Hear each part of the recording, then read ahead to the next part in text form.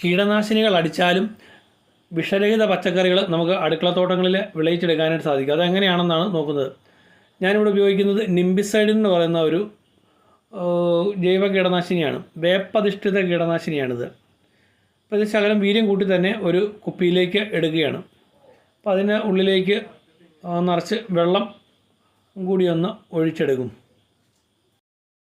കീടനാശിനി മരുന്നുകളൊക്കെ നമ്മൾ ഉപയോഗിക്കുമ്പോഴത്തേക്കിനും ഗ്ലൗസ് ഉപയോഗിക്കുക. അല്ലാത്ത പക്ഷം നമ്മളത് ഉപയോഗിച്ച് കഴിഞ്ഞതിന് ശേഷം ശുദ്ധജലത്തിൽ നന്നായിട്ട് കൈ കഴുകുക, കൈ മുഖം കഴുകുക. അതിന് ശേഷം സോപ്പ് ഇട്ടുമൊക്കെ ഒന്ന് കഴുകിയെടുക്കേണ്ടതാണ്. ഇല്ലെങ്കിൽ കണ്ണിന് നീറ്റലോ അല്ലെങ്കിൽ കൈക്ക് ചൊറിച്ചിലോ ഒക്കെ ഉണ്ടാകാനായിട്ട് സാധ്യതയുണ്ട്. കുപ്പിയിൽ വെള്ളം നിറയ്ക്കുകയാണ്. വീര്യം കൂട്ടി നമ്മൾ ചെടികളിലേക്ക് നേരിട്ട് ഇത് അടിക്കുകയാണെങ്കിൽ 2 ദിവസത്തിനുള്ളിൽ തന്നെ ഇതിൻ്റെ റിസൾട്ട് അറിയാനായിട്ട് സാധിക്കും. അതായത് ചെടികളൊക്കെ കരിഞ്ഞു പോകാനുള്ള സാധ്യതയുണ്ട്. അപ്പം ഞാനിത് ചെയ്യുന്നത് ശീമക്കൊന്നയുടെ ഇലയാണ് എടുക്കുന്നത്. അതിൻ്റെ ചെറിയ തണ്ട് ഒടിച്ചതിന് ശേഷം അതിലേക്ക് ഞാൻ ഈ ഒരു കീടനാശിനി സ്പ്രേ ചെയ്യുകയാണ്.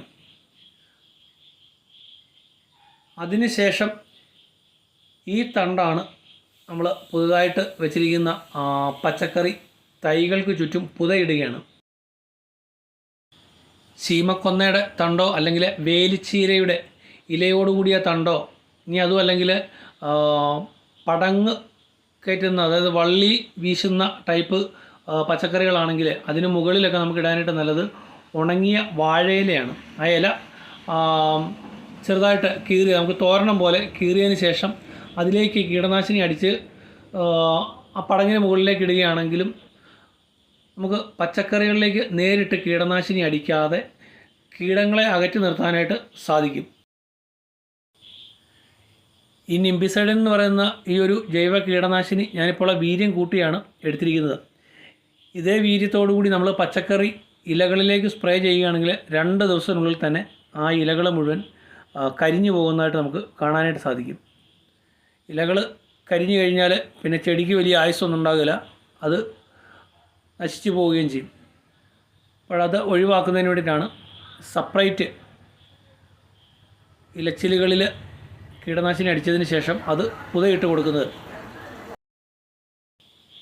ഇത് ഞാൻ ചെയ്യുന്ന ഒരു രീതിയാണ്. ഇതുപോലെ വേറെ ആരെങ്കിലുമൊക്കെ ചെയ്യുന്നുണ്ടോ എന്ന് എനിക്കറിയില്ല. ഞാനിത് ചെയ്യാൻ കാരണം കുറേ വർഷങ്ങൾക്ക് മുൻപ് ഇതുപോലെ കീടനാശിനി അടിച്ചപ്പോൾ ഇലകൾ കരിഞ്ഞു പോവുകയും അപ്രാവശ്യത്തെ കൃഷി വളരെ മോശമാവുകയും ചെയ്തു, അടുക്കളത്തോട്ടം മോശമാവുകയും ചെയ്തു. അപ്പോൾ അതുകൊണ്ടാണ് ഇത്തരത്തിലൊന്ന് മാറി ചിന്തിച്ചത്.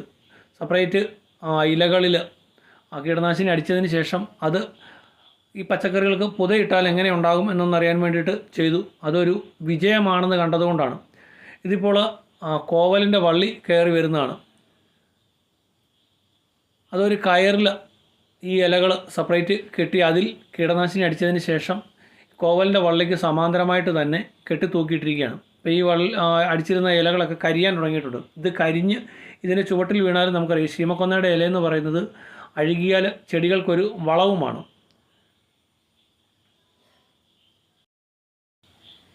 ഇത് പടവലത്തിൻ്റെ തൈയാണ്. വിത്ത് കിളുത്ത് വരുന്നതേ ഉള്ളൂ.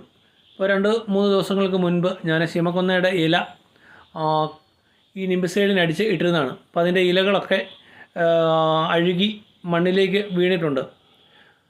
അപ്പോൾ ഈ പടവലത്തിൻ്റെ തൈക്ക് പ്രത്യേകിച്ച് കുഴപ്പമൊന്നുമില്ല. വണ്ടുകളോ അല്ലെങ്കിൽ മറ്റു കീടങ്ങളോ ഒന്നും ഇതുവരെ ഒന്നും ആക്രമിച്ചിട്ടില്ല. അപ്പോൾ ഒരു 3-4 ദിവസം കൂടെ കഴിഞ്ഞ് കഴിയുമ്പോൾ അതിൻ്റെ ആ ഒരു വീര്യമൊക്കെ പോകും. വീണ്ടും അടുത്ത ഇലച്ചിലുകൾ പറിച്ച് അതിൽ ഈ നിംബിസൈഡിനടിച്ച് ഇതിനെ പുതയിട്ട് കൊടുക്കുകയാണ് ചെയ്യുന്നത്. ഇത്തരത്തിൽ ഒരു കീടനാശിനി പ്രയോഗമാണ് നടത്തുന്നതെങ്കിൽ തീർച്ചയായിട്ടും നമുക്ക് വിശ്വസിച്ച് നമ്മുടെ അടുക്കളത്തോട്ടത്തിൽ നിന്ന് തന്നെ കീടങ്ങളെ അകറ്റി നിർത്തിക്കൊണ്ട് വിഷരഹിത പച്ചക്കറികൾ നമുക്കും നമ്മുടെ കുഞ്ഞുങ്ങൾക്കും ഉപയോഗിക്കുകയും ചെയ്യാം.